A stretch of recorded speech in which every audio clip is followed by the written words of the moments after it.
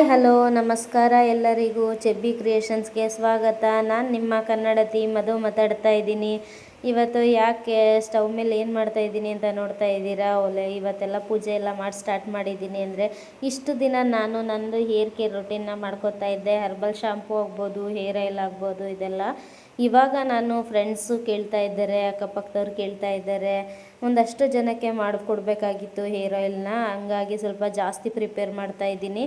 ನಾನು ಯೂಸ್ ಮಾಡಿರೋದು ಎಲ್ಲ ಗಾಣದೆಣ್ಣೆ ಯೂಸ್ ಮಾಡಿ ಅದಕ್ಕೆ ನಾನು ಹಸಿ ಅಂಶ ಇರ್ತಕ್ಕಂಥ ದಾಸವಾಳ ಹೂವು, ದಾಸವಾಳ ಎಲೆ ಆಗ್ಬೋದು, ಆಮ್ಲ ಆಗ್ಬೋದು, ಬ್ರಾಹ್ಮಿ ಆಗ್ಬೋದು, ಅಲೋವೆರಾ, ಬೆಂಡೆಕಾಯಿ, ಈ ಥರದ್ದೆಲ್ಲ ಕರಿಬೇವು, ಇದೆಲ್ಲದನ್ನು ನಾನು ಮುಂಚೆನೇ ಹಾಕ್ಬಿಟ್ಟು ಹೇರ್ ಆಯಿಲಲ್ಲಿ ಸ್ವಲ್ಪ ಹೇರ್ ಆಯಿಲ್ ಹಾಕಿ ಬೇಯಿಸ್ಕೊತೀನಿ. ಅದೆಲ್ಲ ಸ್ವಲ್ಪ ಡ್ರೈ ಆಗಿ ಚೆನ್ನಾಗಿ ಬೆಂದ ನಂತರ ಬೇರೆ ಹರ್ಬ್ಸ್ಗಳೆಲ್ಲ ಯೂಸ್ ಮಾಡ್ತಾಯಿದ್ದೀನಿ. ಅದೆಲ್ಲ ಬೆಂದ ನಂತರ ಮತ್ತೆ ಇನ್ನೊಂದಷ್ಟು ಹೇರ್ ಆಯಿಲ್ನ ಯೂಸ್ ಮಾಡ್ತಾಯಿದ್ದೀನಿ. ಹರಳೆಣ್ಣೆ ಆಗ್ಬೋದು, ಆಲಿವ್ ಆಯಿಲ್ ಆಗ್ಬೋದು, ಬಾದಾಮ್ ಆಯಿಲ್ ಆಗ್ಬೋದು, ಇದನ್ನೆಲ್ಲ ಹಾಕೋತಾ ಇದ್ದೀನಿ. ಅವೆಲ್ಲ ಚೆನ್ನಾಗಿ ಬೆಂದ ನಂತರ ನಾನು ನೋಡ್ತಾ ಇರ್ಬೋದು ನೀವು ಎಷ್ಟು ಕುದೀತಾ ಇದೆ ಅಂತ ಹೇಳಿದ್ದು.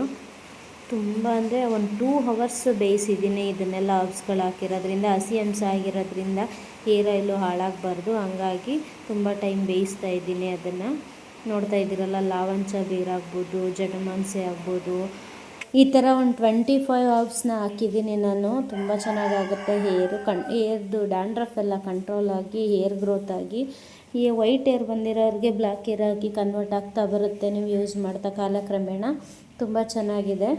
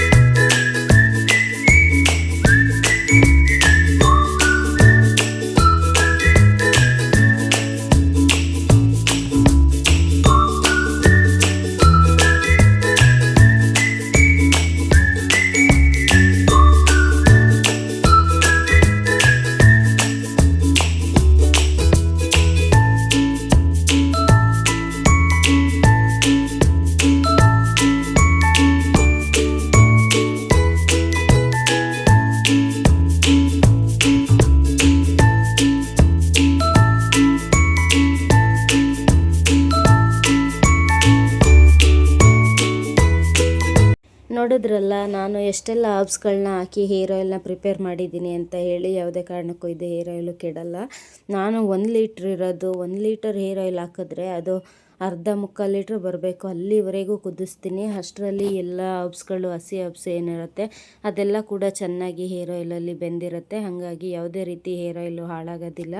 ನಾನು ನೋಡಿದ್ರಲ್ಲ ಅಪ್ಲೈ ಮಾಡಿಕೊಂಡೆ, ಮತ್ತು ಮಾರನೇ ದಿನಕ್ಕೆ ಅದನ್ನು 1 ದಿನ ಬಿಡಬೇಕಾಗತ್ತೆ. ಹೇರ್ ಆಯಿಲ್ನ ಕಾಯಿಸಿದ ದಿನವೇ ಪ್ಯಾಕ್ ಮಾಡೋಕ್ಕಾಗಲ್ಲ, ಹಾಗಾಗಿ 1 ದಿನ ಬಿಟ್ಟಿದ್ದೆ. ಮತ್ತು ಮಾರನೇ ದಿನ ನಾನು ಅಪ್ಲೈ ಮಾಡಿದ್ನಲ್ಲ, ಸ್ಕ್ಯಾಲ್ಪಿಗೆ ಅಪ್ಲೈ ಮಾಡಿ ನೀಟಾಗಿ 1 by 1 ಡಿವೈಡ್ ಮಾಡಿಕೊಂಡು ಹೇರ್ನ ನೀಟಾಗಿ ಡಿವೈಡ್ ಮಾಡಿಕೊಂಡು ಅಪ್ಲೈ ಮಾಡಿಕೊಂಡು, ಆಮೇಲೆ ಹೇರ್ ಲೆಂತ್ ಏನಿದೆ ಅದಕ್ಕೆ ಕೈಗೆ ನಾವು ರಬ್ ಮಾಡಿಕೊಂಡು, ಆಮೇಲೆ ಅಷ್ಟೇ ಕೈಗೆ ರಬ್ ಮಾಡ್ಕೊಂಡು ಅಪ್ಲೈ ಮಾಡಿದ್ರೆ ಸಾಕಾಗುತ್ತೆ ಹೇರ್ ಲೆಂತಿಗೆ. ಸ್ಕ್ಯಾಲ್ಪಿಗೆ ಮಾತ್ರ ನೀಟಾಗಿ 1 by 1 ಅಪ್ಲೈ ಮಾಡಿ ಡಿವೈಡ್ ಮಾಡ್ಕೊಂಡು ಅಪ್ಲೈ ಮಾಡಿ, ಆವಾಗ ತುಂಬ ಚೆನ್ನಾಗಾಗುತ್ತೆ. ಹೇರ್ದು ನಾನು ಶಾಂಪು ಕೂಡ ಅಪ್ಲೈ ಮಾಡಿ ತೋರಿಸಿದ್ನಲ್ಲ ನಿಮಗೆ. ಹೇರ್ ಆಯಿಲ್ ಅಪ್ಲೈ ಮಾಡಿರ್ತೀರಲ್ಲ, ಒಂದು 1/2 hour ಬಿಟ್ಟಿದ್ದು ಅಷ್ಟೇ. ನಾನು ಅವತ್ತು ಟೈಮ್ ಇರಲಿಲ್ಲ ನನಗೆ. ಇಲ್ಲ ಅಂದರೆ ಓವರ್ ನೈಟ್ ಬಿಟ್ಟರು ಕೂಡ ತುಂಬ ಒಳ್ಳೆ ರಿಸಲ್ಟ್ ಇದೆ. ಓವರ್ ನೈಟ್ ಬಿಟ್ಟು ಮತ್ತು ಮಾರನೇ ದಿನ ಶಾಂಪೂನ ಅಪ್ಲೈ ಮಾಡಿ, ಹರ್ಬಲ್ ಶಾಂಪು ಏನಿದೆ ಅದನ್ನು ಅಪ್ಲೈ ಮಾಡಿ ಒಂದು 5 ನಿಮಿಷ ಬಿಡಿ.